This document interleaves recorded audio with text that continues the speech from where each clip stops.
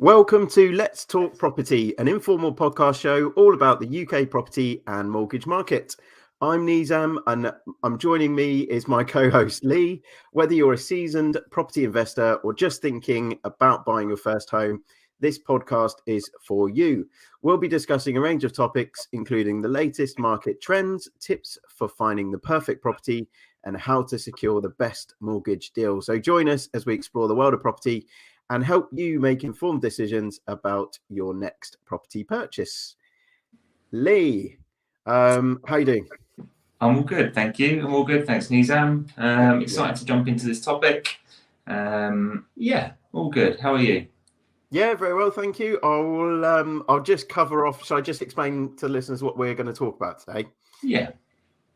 So you're going to talk us through why you should use a good solicitor when buying and selling your home, and the cost of just going with the cheapest solicitor. So I'm looking forward to hearing all about that and hearing some of your tips. Yeah, it's an important topic, particularly if you're buying and selling. It's a really important topic, as we know. Yeah. So, I'm glad I can cover it. Absolutely. Excellent. So Lee's decided to leave his door slightly ajar this morning so that so he doesn't get disrupted by his dog Teddy, but we'll see if that happens.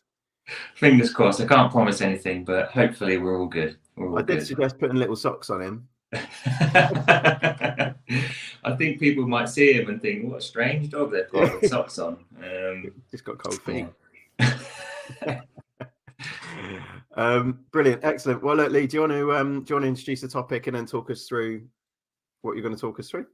Yeah, I guess the title of the topic is why you should use a good solicitor when buying a home, and also those people for first-time buyers when buying a home, but also those who are moving home. So when you're buying and selling a home, the importance of a good solicitor, but also the cost with, and this is talking from experience, the cost of going with a cheap solicitor, I suppose.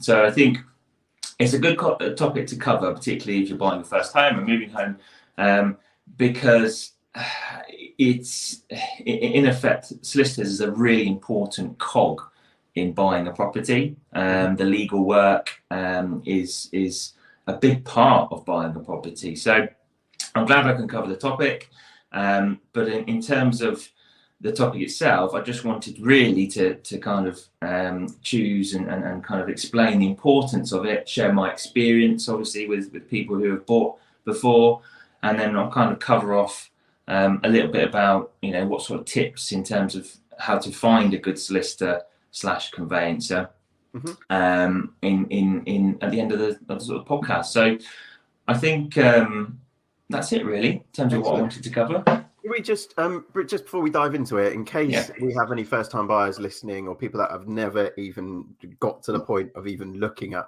what a solicitor does when buying a home, do you want to really briefly, because we can probably cover this in a separate podcast and dive into it in a bit more detail, but what in a nutshell, what does the solicitor do? Why are they so important, I guess? Why are they so important? So, as I mentioned, they carry out the legal work when buying your property, and you'll come across terms as a solicitor or a conveyancer. So, a conveyancer is the same as effectively a solicitor, but a conveyancer is someone who specialises in legal work for property. So, you'll come across those two terms.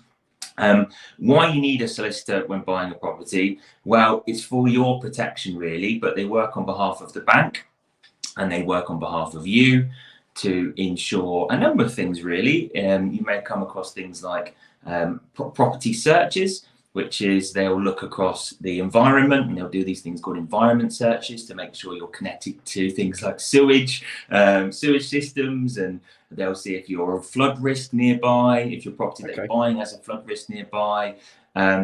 They'll carry out money laundering checks on your deposit. This is generally on behalf of the lender as well. If you're being gifted a deposit, they want to check where the source of funds is coming from. They want to make sure you abide by your mortgage conditions. So you'll have some conditions on your mortgage. All of this is in protection for you, so it's really important.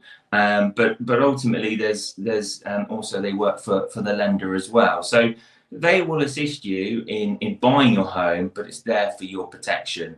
They also do things like register the property on land registry. It's something we'll touch on shortly. But there's lots of parts, but it's an important cog when buying a property, and you need a solicitor to buy property. End of, really. Yeah. Excellent. And I guess when we think about solicitors generally, all the solicitors listening will have to forgive me, but there's probably a bit of a groan about, oh God, right, well, what does this mean? And are they going to send me a load of documents I don't understand? But actually, I think the way you've just positioned it is really helpful to say, actually, they're not really used as a barrier to stop you from being able to buy. They're there to kind of support you and make sure that actually there's no legal reason or legal detriment for you buying the property that you want to buy, and make sure all the questions are answered. So that's brilliant. So how do you define what a good solicitor is? How do you know, because you were talking about the importance of using a good solicitor, which I think is I'd agree with, but I guess for people that have never even stepped foot into looking, how do you know the good solicitors from the bad? So in terms of good solicitors, now it's not always dependent on size, it's not always dependent on location, despite what you hear.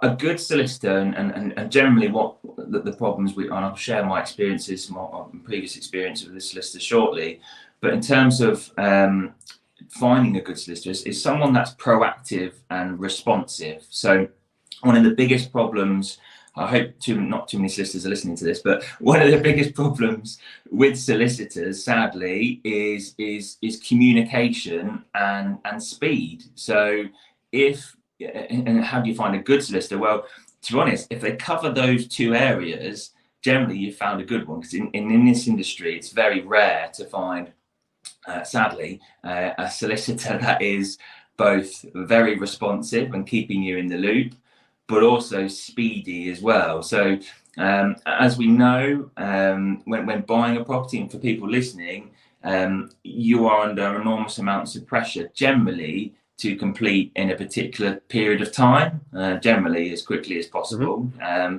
So if you're buying and selling a home in particular, in particular if you're selling a property, you really want that sale to go through as quickly as possible, because you don't want to lose the sale. So, and the same goes for buying a property. You want the process to be speedy, because you don't want the sale to fall through. And sadly, in this, particularly in England and Wales, maybe more specifically, the property market and the industry that we're in, you're not entitled to have the property, you're not bound to have the property until you exchange contracts. So, doing it as quickly as possible is really important, and all parties will want you to do it as quickly as possible. Estate agent involved, maybe a mortgage advisor, everyone needs to do things speedily. So having a solicitor that's speedy, but also very responsive, but also good with communication, is a good solicitor, in my opinion. And this is why it's really important.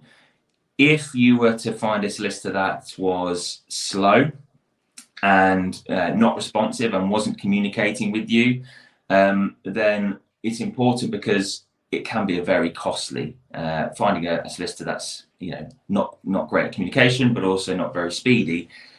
It can be very costly for you, and I'll share shortly in terms of experiences. But in a nutshell, it could mean you lose your purchase and sale. You could lose your dream home. That's how costly it could be, because if you're not meeting to timelines, and you're not made aware of what's going on, and your solicitor's not communicating with anyone, then it is a costly mistake to make, not finding a good solicitor. And in an overview, you will lose your dream home. It's that drastic, in terms of not finding one. So I think that's the importance, really, of finding a good one is having someone that communicates and is also very responsive. Yeah, brilliant. And I think the question a lot of people will ask is, how do I know? How do I know if the solicitor is going to be responsive, good at communicating, until you start using them? Because that we understand how you can define a good solicitor now, but how do you know before you instruct one? Because you might have solicitor A is quoting you twice the price of solicitor B, but actually, does it always, in my experience, doesn't always reflect service. Often does, like everything, you get what you pay for. But actually, how do you know if a solicitor is going to tick those boxes before you instruct them? That's a big one. And it's a tough one. It's a really tough one, I think. And I'll share some tips shortly in terms of how to find a good one. Yeah, great. As sort of an end article, but yeah, it's really it's a challenge and it's daunting. A lot of people don't even know what solicitors do, really. When I bought my first home, I was like, well, actually, I wasn't too sure what they actually do, and I know they might be needed, but what do they do? And it's a daunting, a bit like approaching a financial advice company. Again, it's a daunting thing to do. So, and in terms of tips, I'll definitely share them shortly. But I did just want to share some experiences though, with sort of people that I know of, but also people I've helped in the past as well. Who have bought using maybe perhaps an unknown, and when I say unknown, one that they've kind of looked for online themselves, but also they've gone with the cheapest quote they've seen. Now, I completely understand why people would go for the cheapest. I understand it completely in terms of if you're a first-time buyer and you're thinking, I've saved all this money for a deposit. I've been saving for years. I've saved all this money, and you get solicitor fees, and it's £2,000, for example. But actually, there's a solicitor that does it for £500 or £700, or for example, just put out numbers out for now. But you're going to be urged to go to the cheapest solicitor initially because you're kind of doing everything you can to save on costs. So you think, I'm just gravitating towards the person that's going to charge cheaper. It's the same solicitor, right? They do the same thing. But the honest truth is they don't. They really don't. And the big part of this is service, really. And this does ring true when it comes to solicitors. Most of the time, you get what you pay for with solicitors. So I think, generally speaking, I'm not saying it's always the case. If you manage to find a cheap, good solicitor, it's that would be, a rarity. So in terms of generally speaking, if you find a cheap solicitor, generally the service isn't as good. So in terms of experience that I've had with people, and these are just a couple of stories really, and it goes back to the long delays. I have had in the past, sadly, clients of my own and people that I know who have bought a property and decided not to go with a recommendation they were given. They searched online, they wanted to cut costs, they found this solicitor for over £1,000 cheaper, and they got it was delayed by about 3 months, but because they were buying new build, they ended up losing the property. They ended up losing the property. The new build developer then remarketed the property, said, look, we're not waiting anymore. The solicitor from the off was not responding, was not getting documents over to them, was not responding to the developer. It was a communication problem. No one knew what was going on. They couldn't get hold of their solicitor. And I think that was partly because they were very busy, but also it just shows that the cheapest solicitor isn't always the best. So the common theme with cheaper solicitors is long delays and communication. The other ones is, and I've experienced this firsthand, is with cheaper solicitors is failing to provide advice or not explaining legal terms in a language that you understand. Yeah, I get this a lot with cheaper solicitors. They are rushed. They want to get done. They want to just send you an email to get particular things done. They're not there to stop for a minute, sit with you and advise you. They don't spend the time with you to explain and understand legal terms. You're kind of left scratching your head a lot of the time, particularly with these solicitors. So, and the only reason I say that is we do come across that quite a lot, where solicitors will just rush things and they will not sit and spend time with you. So that is generally a challenge that we tend to find with some solicitors.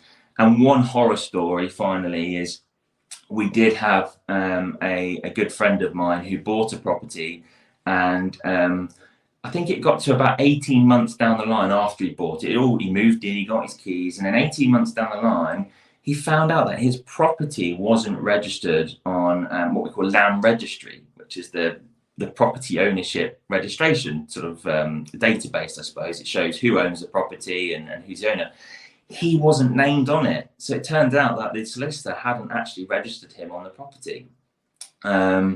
which is frightening. Which is absolutely frightening. Imagine getting 18 months down the line, you bought this property, hundreds of thousands of pounds, and someone's telling me, well, hang on a minute, you don't own it. That's not your name on the land registry. So I think he went to hell and back trying to resolve that over a few months. But it's kind of mistakes like that. And I'm not saying I'm not saying all solicitors will make those mistakes, but it is more generally the cheaper solicitors, the rushed solicitors, and these ones that are not willing to spend time with you, that we see these problems. Yeah, absolutely. No, I think they're really good horror stories, and probably reflect the anomaly, but actually good sort of extreme examples of actually using the cheapest solicitor doesn't always equate to the best. And I would also say that probably highlights the need to talk to people that have used solicitors in the past and get their experience and all of that stuff as well, to actually get a feel for what they're like. But yeah, I mean, I've had similar experiences. I won't go into lots of detail in terms of time, but I've had similar experiences with clients that are remortgaging 2 years after they've bought it, and it's not fully registered at land registry. And you think, where does that leave them legally? If they're liable for the mortgage, liable for the debt, but if they don't own the home, then where does that leave them? So really, really interesting. But I think there's some really good points there. Yeah, and it's scary. I guess just to touch on it, if you find, and I'll say this confidently, if you find a bad solicitor, it's 10 times more stressful. Buying a home is stressful enough, but when it comes to getting the wrong solicitor, oh God, it can be 10 times more stressful than it needs to be, and that's the importance of it, really. Absolutely. Brilliant. Okay, great. So do you want to just sort of summarize on tips on finding a good solicitor? So have you got a few kind of tips for people to, I guess, any first-time buyers, home movers looking to work out, like we said earlier, how do you know before you instruct a solicitor whether they're going to be good? What are your tips on that? Yeah, I think there's a few tips and a few things we've gone over, but the biggest ones, there's 4 that I can cover off, is recommendations. Someone who's used a solicitor before and has had a good experience. Then taking recommendations and considering recommendations, most definitely. You tend to find when you're looking for a home and you're starting the process of looking for a home and you've spoke to a mortgage advisor or you're speaking to a selling agent, is they will have recommendations for you. And obviously, generally speaking, they would use someone that is reputable, and also they have had good experience with multiple times. So it's a strong, a recommendation from an agent or a mortgage advisor is a strong recommendation because it's someone that they use regularly and they want it to be good. They want it to be also worth, just to add to that, it's probably also worth highlighting as well, in that full transparency, is that a estate agent is probably, or broker is probably going to receive some sort of introducer commission for doing that as well. Yeah. So I guess, absolutely agree that I think generally if they're recommending solicitor, it's in their best interest as well that you use a solicitor that's competent. But there is probably also with some, I mean, I've seen some estate agents. I'm not tarring them all with the same brush, of course, but I've seen 1 or 2 agents before where they're receiving significant amounts of money for referring to solicitors. And then you do start questioning, what is the motivation behind it? Is it to get the best solicitor, or is it to get the referral fee? But again, that's probably just another anomaly, but just something else to add. Yeah, you could do some comparisons on costs as well, I suppose. Absolutely. In terms of understanding whether it's miles out. You're quite right. Mortgage advisors and particularly selling agents do get something for recommending them. But generally, recommendations is a good place to start. Could be family and friends as well. Yeah, definitely.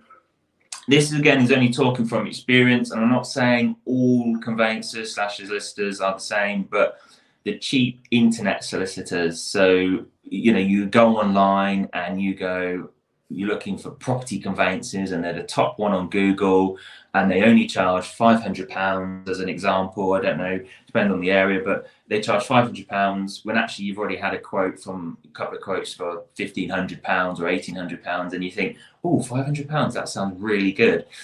Do that, avoid that where you can, because, you know, regarding what we've just spoken about, just avoid cheap internet conveyances. Internet conveyances are good, but the cheap ones that are, you know, are abnormally cheap, then there's generally a reason for that. So try and avoid cheap internet conveyances if possible. And I guess sorry, Lee. Yeah. I was going to say, I guess also something I would add from my experience on that is, I've had work with clients before where they have used the cheap solicitor for, like, say, for example, £500, and then they haven't really been fully transparent with what that includes. So you start adding all these fees, don't you? Where oh no, it doesn't include searches, or it doesn't include this, or you have to pay extra, and actually it ends up being roughly the same, if not more, than what you can get initially from another solicitor anyway, doesn't it? You're absolutely right. You're absolutely right. That could just be the legal work, when actually there's loads more parts to buying a house or selling a house for a solicitor. So you're absolutely right. It's sometimes it's not always, or most of the time, it's not always what it seems to be when it's that cheap. So yeah, absolutely, it's a great tip. My third one is and there is an obsession at the minute, and I understand it, I completely understand it, but don't always use a firm that's closest to you. With technology we've got nowadays, you know, I get the convenience of popping in. I'll be honest, most listeners aren't available when you pop in anyway, popping in the office, you know. It's kind of like, you can't just go in and have a chat with someone, generally speaking, is my understanding. But don't always go with the closest, you know, one down the road. Doesn't necessarily mean they're good, you know. It's although it's convenient, again, it's going back to choosing a bad solicitor and the negatives to that. Don't always use the firm that's closest to you. Again, go with your recommendations. I know it's easier and it may seem more convenient. You know, there's Pete down the road. He's only a few miles away and I can pop in whenever I can. With technology nowadays, you can upload documents, you can do selfie ID scans. You know, it's so much more convenient now buying a property for a solicitor than it was 15, 20 years ago. So I'd probably say don't always rely on the closest firm. I'm not saying the closest ones are the worst, but don't always think, right, I'm just going to use someone down the road. You have to use someone in your doorstep. Absolutely. Yeah, I agree with that one. That's a good one. And last one is just go with your gut instinct as well. It's a bit of an open one, but if you've started to deal with a firm, or you've done some initial inquiries, and they are two of the above, they are responsive and they're getting back to you and answering questions in a speedy manner, that's generally a good sign. You know, you get a lot of solicitors that, you know, may not even respond to your queries, your initial queries, or they've taken a week or 2 weeks, and you think, oh, hang on a minute, it doesn't feel right. Just go with your gut instinct as well. So, you know, if they are being responsive, which is a good sign, and they are getting back to you in a speedy manner, and they're answering your queries, that's a good sign. So I'd generally go with that. So going with your gut instinct would be my fourth tip. Absolutely. Fantastic. Some good tips there. Yeah, hopefully that's helpful. I think so, yeah. And I think, again, we can probably dive into more detail in a separate episode around, you know, perhaps, you know, there's a couple of solicitors that we do work with that are brilliant. We should add, and you know, there are some really, really good ones out there. So maybe we look to invite someone on to talk a bit more around what they do, or breaking down what legal searches mean, you know, that kind of stuff. So, but in terms of, how you find a good solicitor, I think you've covered off really well the importance of why a good solicitor is going to work with you and help you, and the cost of not using a good solicitor as well, was, you know, with some good examples of real world examples you've given. It's fantastic. Hopefully helpful. No, good. Should we cover off one thing that we've learned? Let's do it. Let's go for it. Is there anything that you'd take from this podcast? Oh, not a single thing, mate. No. No, I'm joking. I think the big one is, you know, the one thing I would take away is talk to friends, family. Friends and family will only recommend good service that they would want, you know, their friends or family to use. You know, for me, if I had a sort of okay service, whether it be a restaurant or whatever it is, a solicitor, then I'm only going to really recommend it if I was kind of really impressed with the service, and I felt, actually, do you know what, I'm more than happy to recommend this to my best friend or my mum or whoever. So I think, really, really good point there about take those recommendations. Doesn't mean you have to use them, of course, but use them and compare them, get a few quotes and see what you want to do. Yeah, that's a really good one. I think if someone's had a good experience, why would you not use them? Exactly. It makes sense. Yeah, it makes complete sense. What about you? What's your takeaway from this episode? I think my honest answer and an overview is I'm not saying cheapest is always worse, but don't cut costs on your solicitor is the honest answer. It will give you hell. As we see the horror stories, it'd be 10 times worse. So honestly, the simple part would be for me, it's worth spending that few £100 extra or whatever it might be, just to get that good service and to make sure that you're giving the right advice, and also your property's registered properly, maybe. Yeah, it's things like that. So honest answer is just don't one thing I've learned is just don't cut costs with solicitor. It's the most important cog, or one of the most important cogs in buying a home. Yeah, brilliant, excellent, brilliant. Cool. Well, in terms of, I think we've covered everything on that topic. I think that's brilliant. And like I said, hopefully some first-time buyers listening, home movers, will find that helpful. Should we close off? Yeah, absolutely. Hopefully that's been super helpful. Thank you for joining us for an episode of Let's Talk Property. We hope you found the discussion on the UK property market informative and helpful. If you have any questions or topics you'd like us to cover in future episodes, feel free to send us a message. Don't forget to subscribe to the show and follow us on social media for updates on future episodes. Until next time, we'll see you in the property market. That's a bit better. It's getting marginally better, everyone.